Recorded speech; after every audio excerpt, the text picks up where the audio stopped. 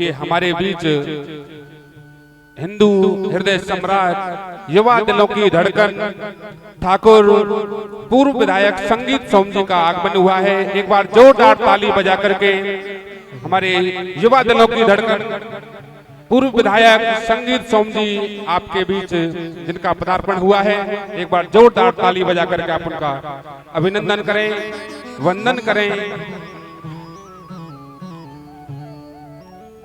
मैं उनसे आग्रह करूंगा विधायक साहब एक बार मंच पर आ जाएं।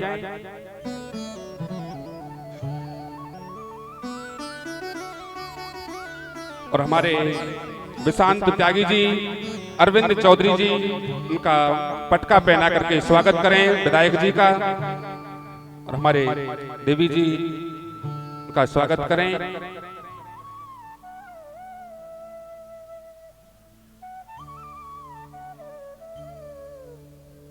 विधायक जी स्वागत कर रहे हैं देवी जी का, एक बार जोरदार ताली बजा करके स्वागत करें।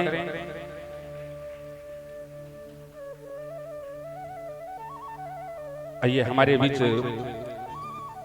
2 मिनट का समय देंगे विधायक साहब। कोई नहीं, अपने शुभ आशीर्वचन आप विधायक जी के श्री मुख से श्रवण करेंगे। तो आइए विधायक जी।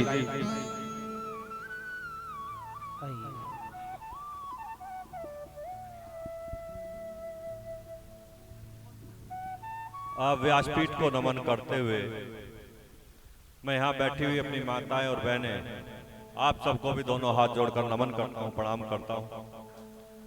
और आप कोई किसी नेता का भाषण तो यहाँ सुनने नहीं आए हो, आप यहाँ कथा सुनने आए हो। और मैं भी चाहता हूँ कि आप कथा ही सुने, लेकिन जब मुझे मेरे छोटे भाई त्यागी जी ने और इन सब लोगों ने मुझे कहा कि भैया कथा है और आपको आना है, वास्तविकता है मेरे कई कार्यक्रम है, मुझे वहां जाना था, लेकिन मैं आपके बीच में 2 मिनट केवल इसलिए कि मैं आपके बीच आऊंगा तो अपने आप को सौभाग्यशाली महसूस करूंगा।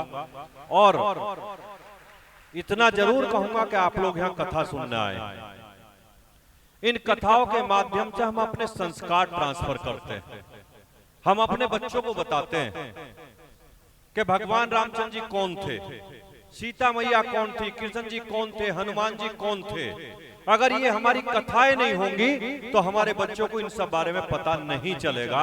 इसलिए सब कथा सुने, लेकिन इतना बात जरूर कहूंगा कि कथा सुनने के बाद ये ना माने हम गए थे वो एक मनोरंजन की जगह थी। ये मनोरंजन की जगह नहीं है। यहां से कथा सुनने के बाद पूरी नहीं तो उसका 10% कम से कम हम अपने पे लागू करें।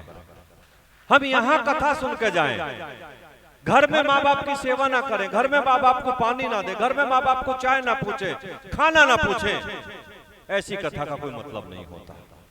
इसलिए बड़ों का सम्मान करें, माँ बाप का सम्मान करें, अपने बड़े बुजुर्गों का सम्मान करें, तभी कथा सुनने का भी उद्देश्य पूरा होता है।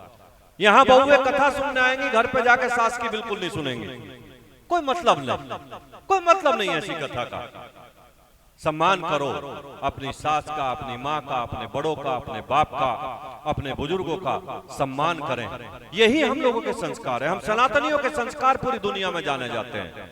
आप समझिए कि हम सनातनियों के संस्कार दुनिया में हमारी पहचान किसी और चीज से नहीं है।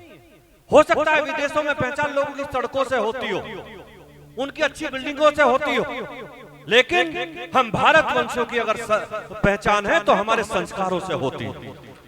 हमारे संस्कार किस तरीके के हैं हम जानते हैं। मैं हमेशा एक बात कहता हूं कि हम संस्कार जमीन पर आकर नहीं लेते, हम तो संस्कार माँ के पेट से लेकर आते हैं। क्योंकि आप जानते हैं जब माँ गर्भवती होती है तो हमारी बूढ़ी अम्मा हमेशा कहती है कि जिस कमरे में बहू सोएगी उसमें भगवान रामचंद्र जी का फोटो लगा देना, कृष्ण जी का फोटो लगा देना, सीता मैया का फोटो लगा देना। क्यों लगा देना? कि गर्भ में पलने वाला बच्चा जब पैदा होगा तो उनके जैसे संस्कार लेकर आएगा, इसलिए लगाया जाता है।